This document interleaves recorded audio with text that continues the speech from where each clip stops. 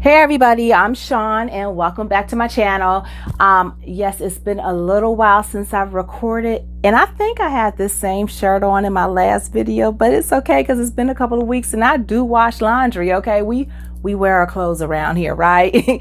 So anyways, I just wanted to do a quick stop in, show you what I've been working on. You know, Christmas is coming up.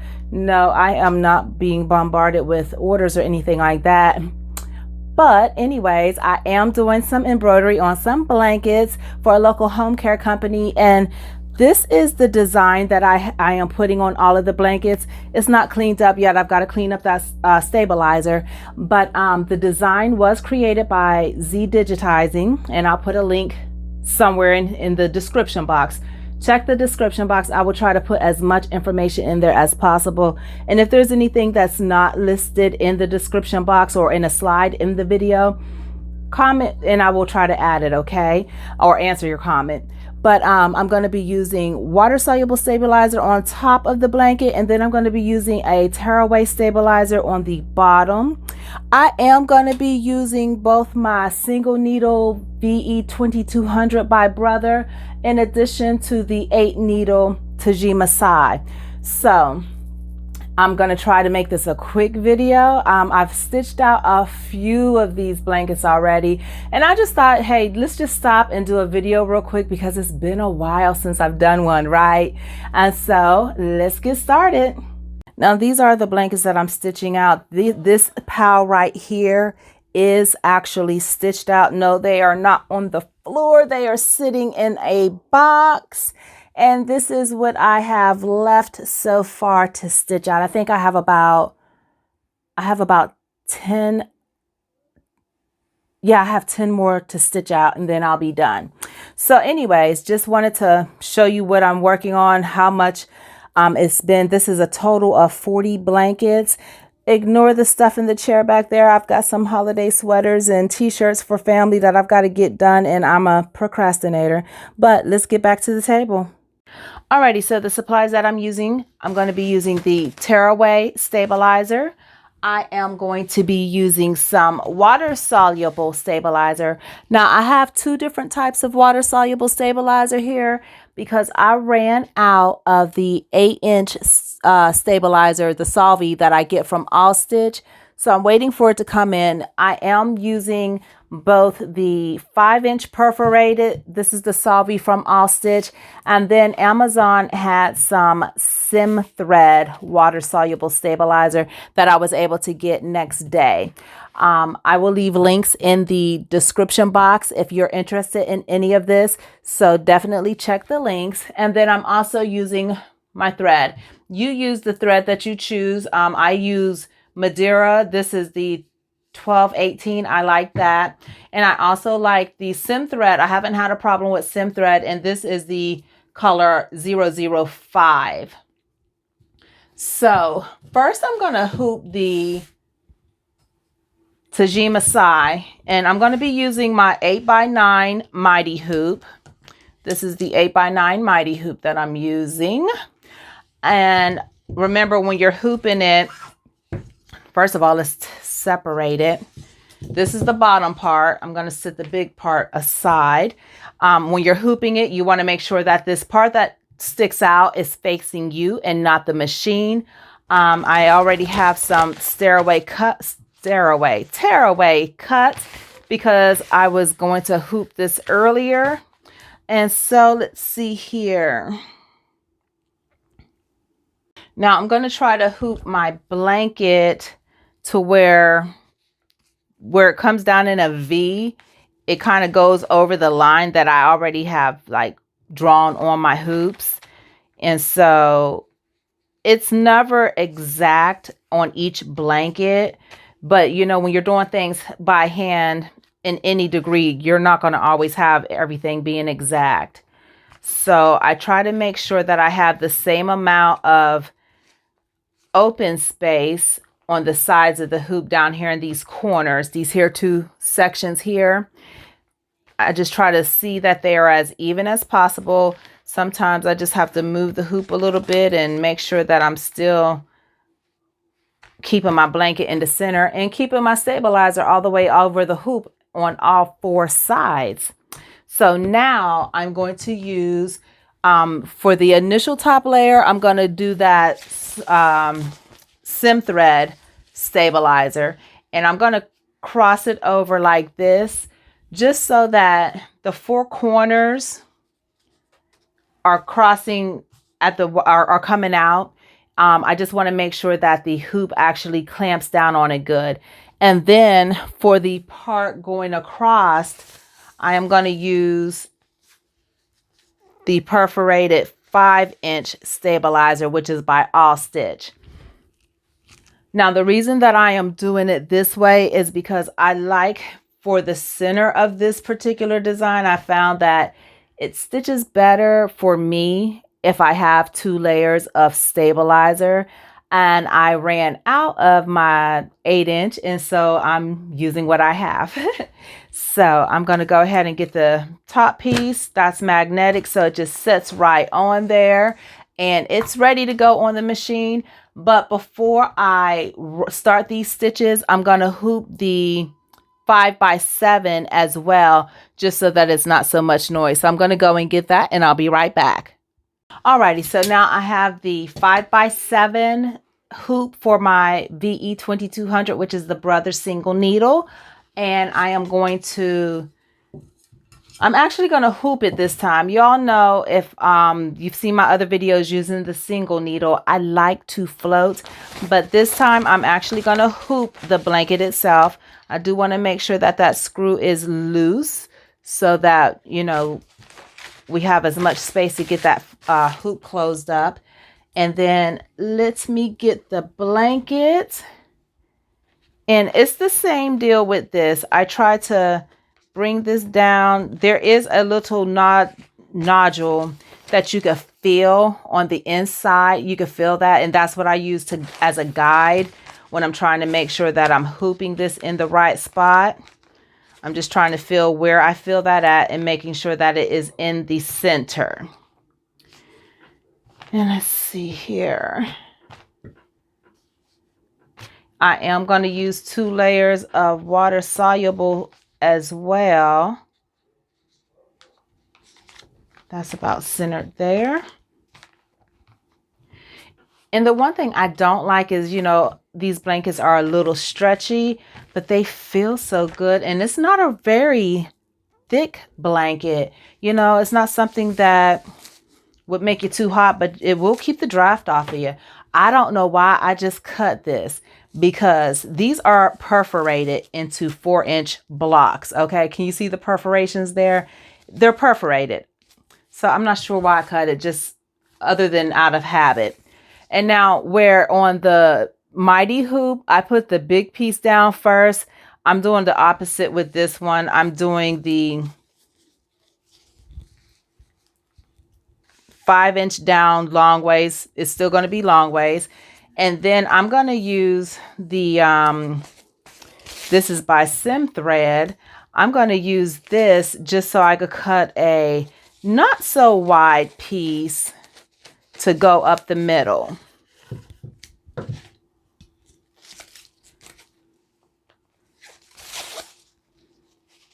And that is going to go right up the center. I'm going to get the top of the hoop and try not to shift everything around too much. And this is where it's a little tricky, because this is a little thick compared to most of the things that I put on this machine anyhow. But it does tighten up. You don't want it to be too tight because you don't want to get hoop burn. But now this part shifted a little bit as far as the stabilizer is concerned, but the blanket is still fairly straight inside the hoop. So we're going to roll with it. I'm going to take it to the machine and we'll start stitching. Alrighty, so we are at the Brother VE 2200, which is also called the Dreammaker XE. This design is supposed to take about 38 minutes to stitch out, and it does take right about that amount of time. I'm going to just go ahead and get started. We're going to press start, And then we're going to come over here. I literally have these machines sitting on 2 different tables side by side. And I am going to go ahead and get the Tajima size started.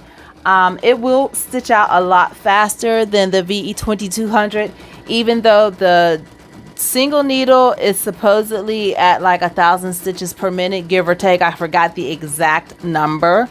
And the Tajima, I have this one slowed down to 700 beats per minute, stitches per minute. Oh my goodness, I said beats per minute. That would be a problem if you were having a heart rate that fast. But anyways, I digress. I'm going to go ahead and hit start, and you'll see that the Tajima does actually finish quicker than the brother.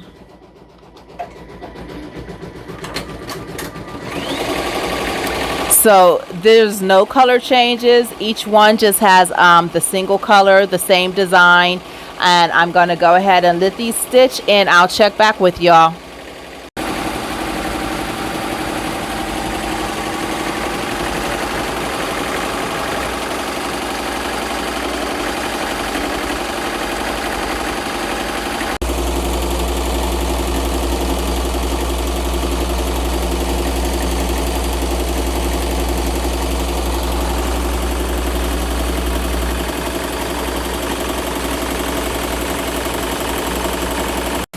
Okay, so as you can see, the Tajima Sai, Juki's Tajima Sai is finished. And we will run that again because we have some more. I just wanted to record this really quickly. But the brother VE2200 is still stitching. She's doing what she can do. But like I said, I knew that this was going to be a case where this machine would still be going when this machine got finished. So I'm going to take this one off of the hoop, and I am going to take it to the table to get it cleaned up so you can see how it looks. Alrighty, so to clean this stabilizer off, first I'm going to just kind of either pull off or cut off. You have your choice how you feel about, doing things. But I'm going to pull off the bigger pieces just so that I can get those out of the way. Now this is water soluble. However, if you have too much of it on there, it can cause a stickiness, and it'll require more rinsing to get it off. So these are just some scissors that I'm using closed so I could go under the stabilizer but above the blanket very carefully to not poke any holes, so that I can lift up as much of that as I possibly can. So I'm just going to clean that up. And I'm sure there's a better tool out there to do this. And let me know what you all use to do your cleanups of the big pieces of the water soluble. You could always learn something new.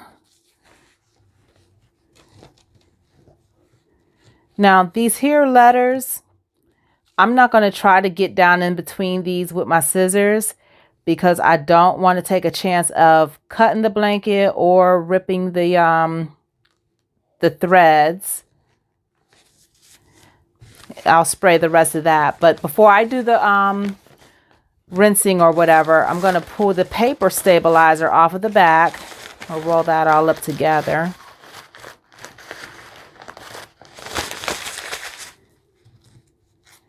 And take that out. And I do try to get as much of the paper out as I possibly can.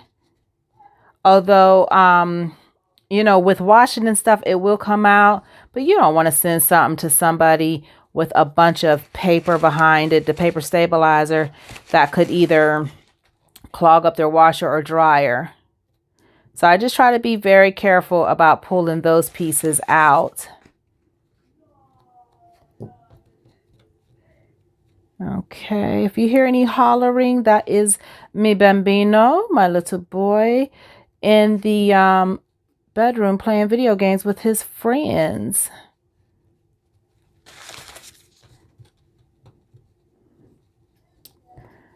Okay. I hope my hand is not in the way too much of this. But you get the picture. I'm just going through, taking out as much as I can, being as careful as possible, because you don't want to cut any threads. You don't want to cut the blanket for sure. So just take your time doing this. Now, when it comes to the other side here with the water soluble stabilizer, I'm just going to show you what I do to get rid of this, because up at the top, there's none visible up at the top except for a little piece right here, but we'll get that with what I'm getting ready to do. Now, if you've seen some of my other videos where I have just the names or whatever stitched onto towels, I do clean up as much as I can, and then I just use a Q-tip to go around it. This is a little bit more than a Q-tip is going to get up. So I actually just get a towel and I fold it. And this is just a regular old bath towel. I fold it and I put it up under here. Now, move your other stabilizer, any of your stabilizer really. Move it out of the way if you decide to do this, because you don't want to spray your unused stabilizer. I'm going to move all of this stuff here. And so now I've got my stabilizer cleaned up to the best of my ability. And to get the rest of it off, I have a spray bottle here. This spray bottle simply has hot water in it, okay? And I'm going to just spray it. I am literally going to spray it to soak it. Between the wetness and the warmth, it does a pretty decent job. So I just spray that part. Then I bring the towel up and then I just blot it.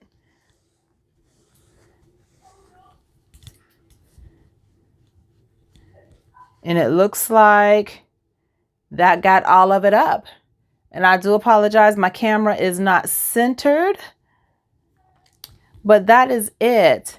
So once you have this all cleaned up, you have it dry, fold it up so that you can present it however you would like to present it, okay?